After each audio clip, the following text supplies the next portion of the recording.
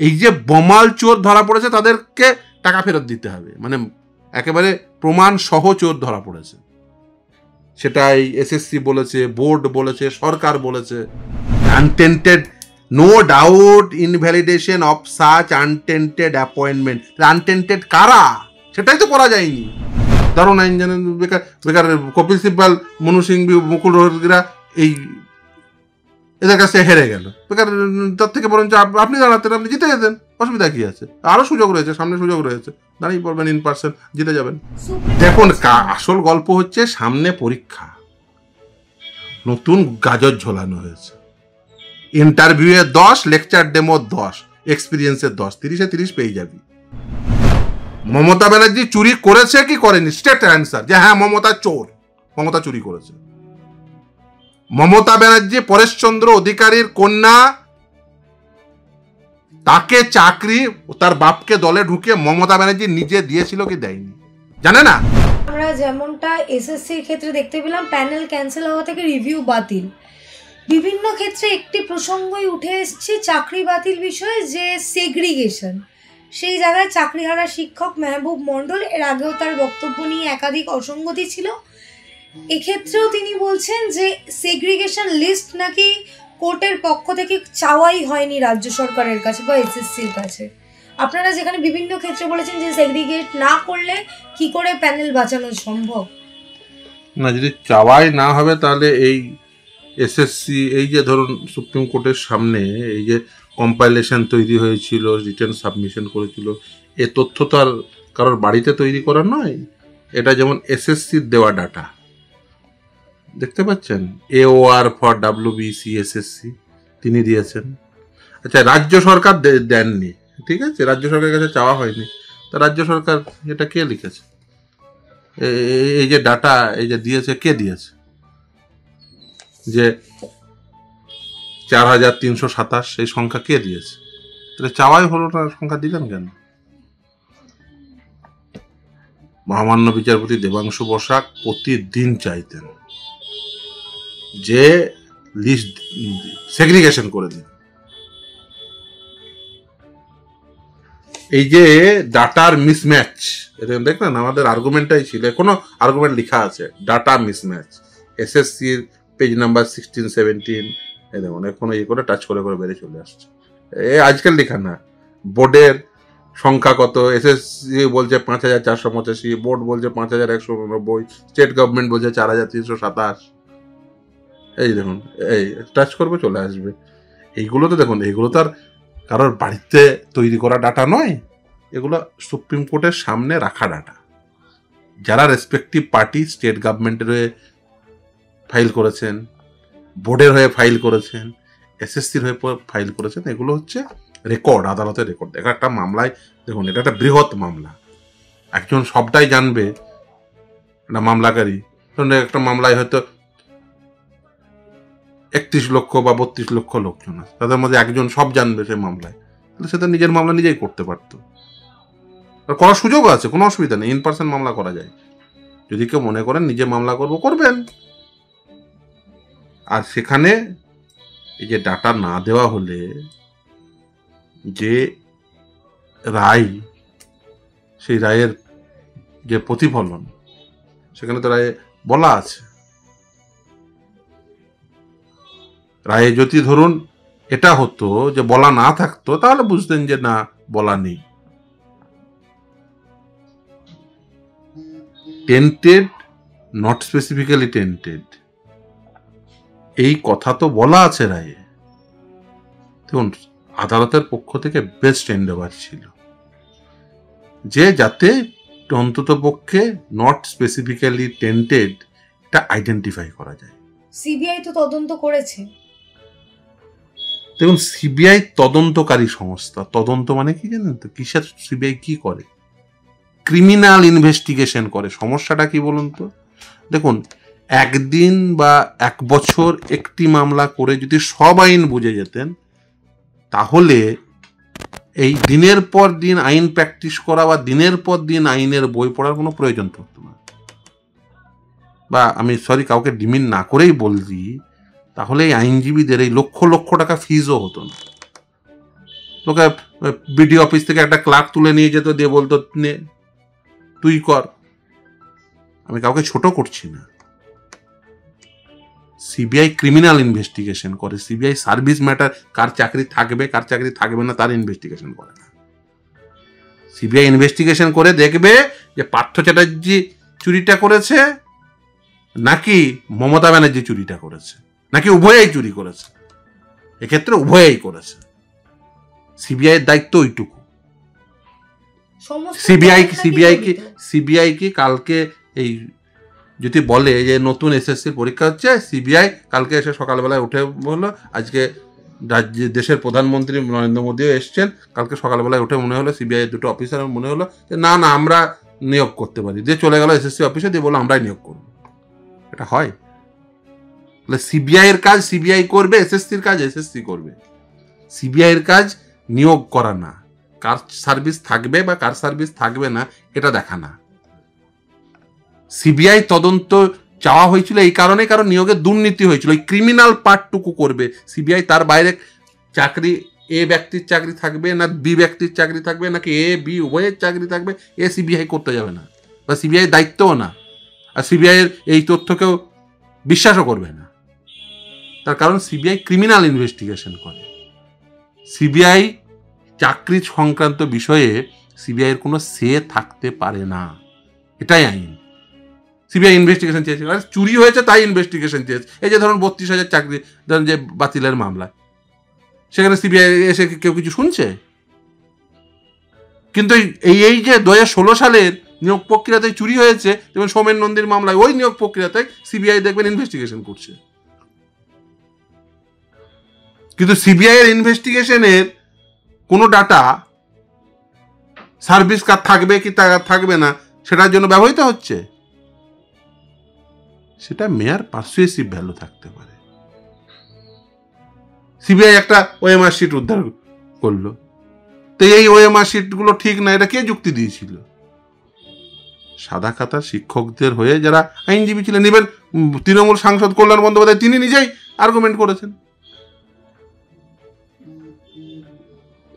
আপনারা বারংবার বলেছেন যে ওএমআর নেই, মিরর কপি নেই, তাই জন্য এই পুরো ঘটনাটি আরো সে তো আপনি যদি রিভিউয়ের যে অর্ডার, সেই অর্ডারে সে তো স্পষ্ট তো বলা আছে যে এই যে মিরর ইমেজ নেই, সে তো স্পষ্ট তো বলে দিয়েছে। আচ্ছা, ওএমআর না থাকলে তাহলে কি করে টাকা ফেরত নেওয়া হচ্ছে তিনি প্রশ্ন করছেন। এই স্পষ্ট তো বলে দিয়েছে, তা আমার কথা না, সুপ্রিম কোর্টের কথা। ওএমআর না থাকলে কি ভিত্তিতে টাকা ফেরত নেওয়া হচ্ছে? ওএমআর ইস্যুতে যারা আইডেন্টিফাইড হয়েছে, এবং সেটা আইডেন্টিফাইড করেছে কে? এসএসসি। এই জন্য তো আগে তথ্য দেখালাম,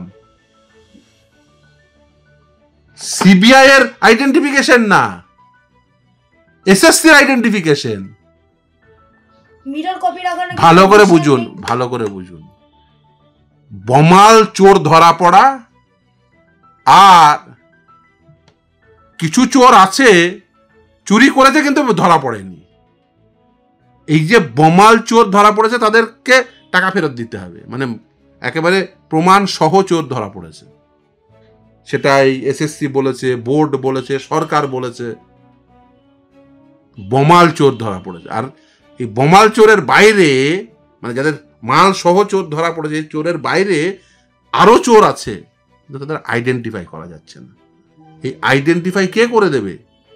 বিচারপতিকে বিচার করা বাদ দিয়ে মানে পশ্চিমবঙ্গের গ্রামে গ্রামে লণ্ঠন নিয়ে বেরোবে যে চলো দেখি কে বমাল চোর আছে? এইটার দায়িত্ব হচ্ছে যারা এই সংক্রান্ত বিষয়ে যারা দায়িত্বপ্রাপ্ত সংস্থা, তারা কারা? এসএসসি, বোর্ড, সরকার, রাজ্য সরকার। আমাদের দেশে দেখুন, আমাদের দেশে গণতন্ত্র চলে, আমাদের দেশে ক্ষমতার বিন্যাস আছে। কালকে চাইলেই হাইকোর্টের একজন বিচারপতি গিয়ে ডাইরেক্ট নবান্ন 14 তলায় গিয়ে বসে পড়তে পারে না, যে বলে আমি বিচারপতি তাই আমি গিয়ে নবান্ন 14 তলায় বসে আমি যা বলবো সেভাবে রাজ্যের পলিসি ডিসিশন হবে। বা নবান্ন 14 তলাও এসে আমি রাজ্যের মুখ্যমন্ত্রী গিয়ে হাইকোর্টের জাজের চেয়ারে বসে পড়লাম, হয় না। এটা হচ্ছে ক্ষমতার বিন্যাস। ভারতবর্ষ ওই জন্য তো আইন মোতাবেক সরকার চলবে, আইন মোতাবেক জুডিশিয়ারি চলবে, আইন মোতাবেক এক্সিকিউটিভ কাজ করবে। আইনটা মুখ্য। এখানে সকলের ক্ষমতার একেবারে নির্দিষ্ট বিন্যাস রয়েছে। ফলে এখানে এসএসসির কাজ সিবিআই করে দেবে না, বোর্ডের কাজ সিবিআই করে দেবে না, রাজ্য সরকারের কাজ সিবিআই করে দেবে না, বা করার অধিকারও নেই। সিবিআই ক্রিমিনাল ইনভেস্টিগেশন করবে। সিবিআই এর তথ্যের উপর ভিত্তি করে আপনি বলতে পারেন না যে এটা সঠিক বা ওটা বেঠিক। তাহলে বলবেন আপনি সিবিআই চেয়েছিলেন কেন? আরে সিবিআই চাওয়া হয়েছে এই কারণে এই চোরটাকে ধরার জন্য, যে পয়সাটা নিয়েছে। সিবিআই চাওয়া হয়েছিল পার্থ চ্যাটার্জিকে জেলে ভরার জন্য, সিবিআই চাওয়া হয়েছিল মমতা ব্যানার্জিকে জেলে ভরার জন্য। সিবিআই করবে পার্থ চ্যাটার্জিকে, মমতা ব্যানার্জিকে জেলে ভরবে, ওইটুকু সিবিআই এর কাজ, ওই পেরিফেরিটুকু। ঘাট চেপে ধরে জেলে ভরা, ঘাট চেপে ধরে স্কুলে ভরার জন্য না। সিবিআই এর কাজ ওই ঘাট চেপে ধরে জেলে ভরার জন্য, ঘাট চেপে ধরে স্কুলে ভরার জন্য না। ঘাট চেপে ধরে স্কুলে ভরার দায়িত্ব হচ্ছে এসএসসির, মাসে মাসে মাইনে দেওয়ার দায়িত্ব হচ্ছে সরকারের। দাদা, এই যে রিভিউর যে এই কপিটা আপনি এক্ষুনি দেখালেন, সেই কপিতে নাকি স্পষ্টত বড় বড় অক্ষরে লেখা রয়েছে আনটেন্টেড ক্যান্ডিডেট। ভালো করে এই সেন্টেন্সটা পড়বে, কি বলা আছে। সবাই জানে 26,000-এর মধ্যে আনটেন্টেড রয়েছে, সেটাই লিখেছে। Untainted, no doubt invalidation of such untainted appointment.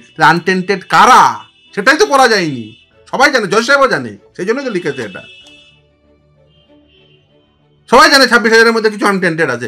সেই আনটেন্টেড কারা সেটা রাস্তায় দাঁড়িয়ে কেউ আছে, কেউ বাড়িতে বসে আছে, কেউ ক্লাবে বসে আছে, কেউ স্কুলে বসে আছে। এর মধ্যে কে আনটেন্টেড কেউ জানে না। সেই জন্যই তো কোটাটা বাতিল হয়েছে। সেটা যদি জানা যেত তাহলে বা কোটাটা বাতিলই হতো না, শুধুমাত্র আইডেন্টিফাইড যারা টেন্টেড সে কোটা বাদ দিয়ে বাদ বাকি অংশটা থেকে যেত।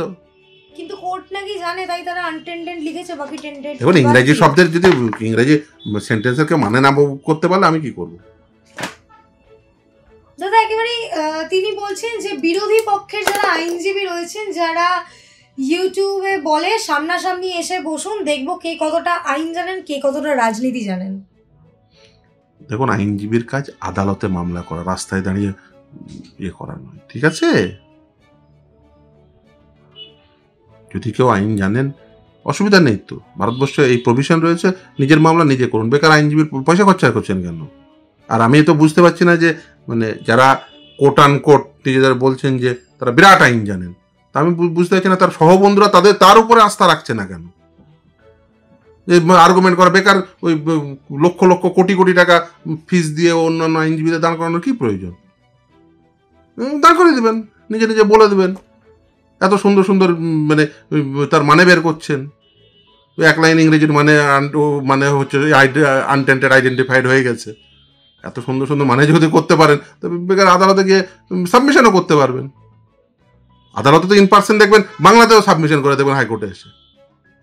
নাম বলতে পারলে বলবেন আমি বাংলাতেই বলবো, অসুবিধা তো নেই, বলবেন। আপনার আইনি জ্ঞান যদি ধরুন এই বেকার কপিল সিব্বল, অভিষেক মনু সিংভি, মুকুল রোধকে সব লাখ লাখ টাকা ফিস দিয়ে বেকার হায়ার করার কি প্রয়োজন?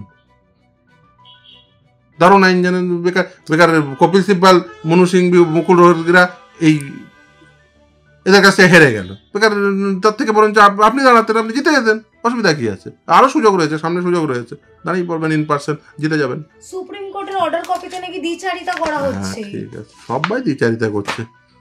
যাই হোক, একবারও কি বলেছে যে মমতা ব্যানার্জি চোর? বলবে না। মমতা ব্যানার্জি ভালো, রাজ্য সরকার ভালো, বাদ বাকি সবাই জানে। আপনারা বারংবার বলছেন তারা একবার মুখ্যমন্ত্রীর এগেইনস্টে কথা। দেখুন, আসল গল্প হচ্ছে সামনে পরীক্ষা, নতুন গাজর ঝোলানো হয়েছে। ইন্টারভিউয়ে 10, লেকচার ডেমো 10, এক্সপিরিয়েন্সের 10, 30-এ 30 পেয়ে যাবি। গাজর ঝোলানো হয়েছে, বুঝতে পারছেন? ওই গাজরের লোভে, আরো যা যা লোভ আছে আর কি, সেই লোভে বলছেন। কিন্তু এই যে ডিআই অফিস অভিযান, তারপর ওদিকে নবান্ন অভিযান, বিকাশ ভবন অভিযান, একবারের জন্য বলেছেন অফিস ছিল না বিজেপি, মমতা ব্যানার্জি চুরি করেছে কি করেনি জিজ্ঞাসা করবেন, দেখবেন সব বাইপাস করে যাবে। মমতা ব্যানার্জি চুরি করেছে কি করেনি, স্ট্রেট অ্যান্সার যে হ্যাঁ মমতা চোর, মমতা চুরি করেছে। মমতা ব্যানার্জি পরেশচন্দ্র অধিকারীর কন্যা, তাকে চাকরি তার বাপকে দলে ঢুকে মমতা ব্যানার্জি নিজে দিয়েছিল কি দেয়নি জানে না, সবাই সব জানে। প্রেস ক্লাবের সামনে আন্দোলনে কার কার ছবি দেখতে পাবেন দেখে নেবেন। প্রেস ক্লাবের সামনে আন্দোলন করতে বসলো যে পরেশচন্দ্র অধিকারীকে দলে নিয়ে কেন তার মেয়েকে চাকরি দেওয়া হলো। পরে কার কার বন্ধুরা ওই সেতাবের চাকরি র্যাঙ্ক জাম করে চাকরি নিয়ে নিয়েছিল জেনে নেবেন, তারাই বলে দেবে। এই প্রক্রিয়াটিকে কলুষিত করেছেন, প্রক্রিয়াটিকে কলুষিত করেছেন। দেখুন, প্রক্রিয়া যদি কলুষিত হয় তার ফল সবাইকে ভোগ করতে হবে। ইভেন যদি সামনের যে রিক্রুটমেন্ট, এই যে ভাবছেন যে এই টেন্টেড লিস্ট বের করব না, রায়ে কোথাও বলা নেই যে টেন্টেড লিস্ট বেশ করে আপনাকে ইয়ে করতে হবে, এটা ঠিক কথাই। কিন্তু টেন্টেড লিস্ট বের করে যদি স্বচ্ছতা এনে যদি নতুন পরীক্ষা নিতেন, সামনের এই এক্সামটা কলুষিত হওয়ার সম্ভাবনা কম থাকতো। কলুষিত হওয়ার সম্ভাবনা বাড়িয়েছেন সরকারকে সহযোগিতা করে, যে ও ঠিক আছে লিস্ট বের করতে হবে না, লিস্ট বের করা নিয়ে তো আন্দোলন করলেন, থেমে গেলেন কেন? এই না করার জন্য, এই লিস্ট না বের করার জন্য সামনের প্রক্রিয়াটা আবার কলুষিত হবে এবং তার ফল আবার ভোগ করতে হবে। তারা কিউরেটিভ পিটিশন করবেন বলছেন, দেখুন কোনো লাভ হবে? দেখুন, পিটিশন করার মধ্যে তো আর কোনো নতুনত্ব নেই, রিভিউ করেছিলেন। দেখুন, কারোর টাকা থাকলে, অর্থ থাকলে, কোটি কোটি টাকা খরচা করে বা নিজের আইনি জ্ঞান থাকলে ইন পার্সন মামলা করতে পারেন, কোনো অসুবিধা নেই। বেকার আইনি জ্ঞান না থাকা উকিলদের দিয়ে কেন মামলা করাচ্ছে? বা আইনি জ্ঞান না থাকা উকিলদের বিরুদ্ধে লক্ষ লক্ষ টাকা ফিস দিয়ে, কোটি কোটি টাকা ফিস দিয়ে, লক্ষ লক্ষ বললে মানে অপমান করা হবে, হেরে যাচ্ছে, তার থেকে বরঞ্চ বিশাল আইনি জ্ঞান যুক্ত গিয়ে ইন পার্সন দাঁড়িয়ে যাবেন, সব জিতে যাবেন। দেখুন, আদালতটা ক্লাব নয়, কোর্টটা ক্লাব নয়, বা নিউজ স্টুডিও নয়। আমি কাউকে ডিসরেসপেক্ট করছি না, বা ব্রিগেডের প্যারেড গ্রাউন্ড না। কিছু কিছু মানুষ থাকে যারা আদালতেও সক্ষম, ব্রিগেড প্যারেড গ্রাউন্ডেও সক্ষম, টিভির পর্দায়ও সক্ষম। তার মানে এই নয় টিভির পর্দায় সক্ষম আর ব্রিগেড প্যারেড গ্রাউন্ডে সক্ষম হলে আদালতেও এসে সক্ষম হবে। সবাই বিকাশ ভট্টাচার্য হয় না, সবার মধ্যে বিকাশ ভট্টাচার্য হওয়ার কোয়ালিটি থাকে না। আমি এমন অনেক আইনজীবী, কারোর নাম বলছি না, এমন অনেক আইনজীবী যে অসাধারণ আইনজীবী, কিন্তু পাবলিক স্পিকিং ভালো নয়। আবার এরকম অনেক আইনজীবী আছে যাদের পাবলিক স্পিকিংও ভালো, আদালত পারফরমেন্সও ভালো। আবার অনেক আইনজীবী আছে যে আদালতে অসাধারণ পারফরমেন্স, কিন্তু পাবলিক স্পিকিং একদম বাজে। অসাধারণ আইন জানেন, অসাধারণ আইন জানা উকিল আছেন, কিন্তু রাজনীতিটা অতটা বোঝেন না বা রাজনীতি করেন না। আবার উভয়ই করেন, এরকম লোক আছে। ফলে সবটা একসঙ্গে গুলিয়ে দেবেন না। সে আইনজীবী, দেখুন, তার আদালতের পারফরমেন্স মানে এই নয় তার ব্রিগেডের পারফরমেন্স এক হবে। আদালতের পারফরমেন্স, আদালতে তার যুক্তিবোধ, সেটা আদালতের ক্ষেত্রেই বিচার্য। আর একটি মামলায় তিনি সওয়াল করছেন, সেই মামলায় সেই সওয়ালের মধ্য থেকে যা উঠে আসবে সেটা নিয়ে বিচার হবে। তার সাথে তার ব্রিগেড প্যারেড গ্রাউন্ডের পারফরমেন্স বা টিভির পর্দার পারফরমেন্স এক জিনিস, এক নয়। ফলে এটাকে গুলিয়ে ফেলবেন না। দেখুন, চেষ্টা করবেন অনেকে, দেখুন হয়তো চাকরি চলে গেলে যে কারোর খারাপ লাগে, কিন্তু ভারতবর্ষে কিছু বাস্তব সত্য রয়েছে। অনেকে ধরেন যুক্তি দেন, তাদের হয়তো আঘাত লাগতে পারে, কিন্তু দ্য ফ্যাক্ট ইজ দ্যাট, অনেকে যুক্তি দেন যে এই যে চাকরির পরীক্ষায় টেন্টেড আনটেন্টেড সেগ্রিগেশন করা গেল না বলে বাতিল হয়ে গেল, তাহলে কাউকে যদি বলা হয় মাধ্যমিক পরীক্ষায় পাশ করে এসো, পাবলিক এমপ্লয়মেন্ট, এই পাবলিক এমপ্লয়মেন্ট রাইট নয়, অধিকার নয়। রাইট টু এমপ্লয়মেন্ট বলে আমাদের দেশে কোনো প্রভিশন নেই।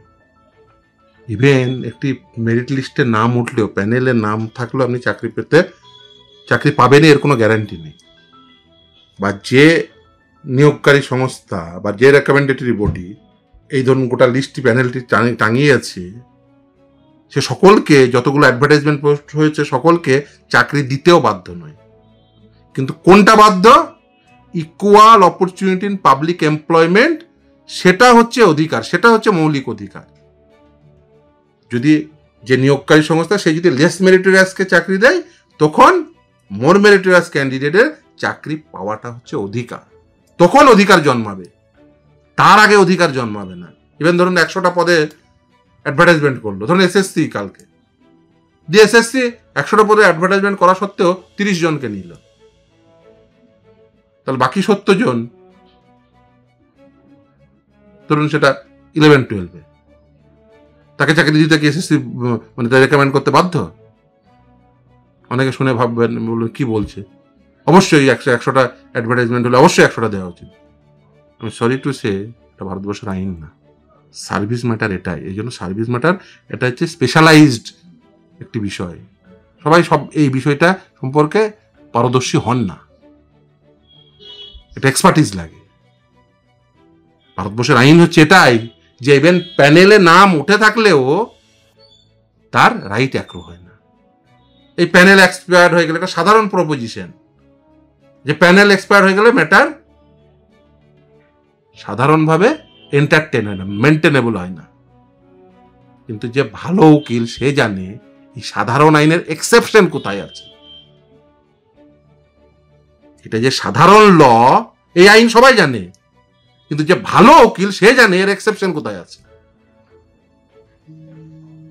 এর এক্সেপশন হচ্ছে যদি কোনো দুর্নীতি হয়, তাহলে প্যানেল ভ্যালিডিটি শেষ হয়ে যাওয়ার পরে সেই মামলায় এন্টারটেইনড হবে যেখানে আপনি শো করাতে পারবেন যে এখানে এই যে বললাম more meritorious candidate deprive less meritorious candidate চাকরি পেয়েছে। এই যেমন এসএসসির ক্ষেত্রে হয়েছিল, এসএসসির তো প্রথম দিকের মামলা তো কত ডিসমিসড হয়ে আছে, এখন আপনাকে একাধিক অর্ডার দেখিয়ে দিতে পারি, ইভেন কস্ট ইম্পোজ করা হয়েছে। এই এসএসসি প্রাথমিকের মামলা, একাধিক মামলায় দেখুন, তারপরেও আবার মামলা সেই আইনজীবী মামলা করেছে, সেই বিচারপতি অর্ডার দিয়েছে। কেন? তার কারণ ওই এক্সেপশনটা তখন অ্যাট্রাক্ট হয়েছে। কেন অ্যাট্রাক্ট হয়েছে? তার কারণ দুর্নীতি ক্যানভাস করানো হয়েছে। ল কখনো সেটেল হয় না, আমরা প্রায়শই বলি, অনেকেই বলেন সেটেল প্রপোজিশন অফ ল। ল কখনো সেটেল হয় না, ল হচ্ছে ডাইনামিক সাবজেক্ট। সেই প্রেক্ষিত অনুযায়ী, ফ্যাক্ট অনুযায়ী সেই লটাকে ফিট করাতে হয়। আর যিনি যত ভালো ফিট করাতে পারবেন তার মামলার সাপেক্ষে তিনি তত ভালো আইনজীবী।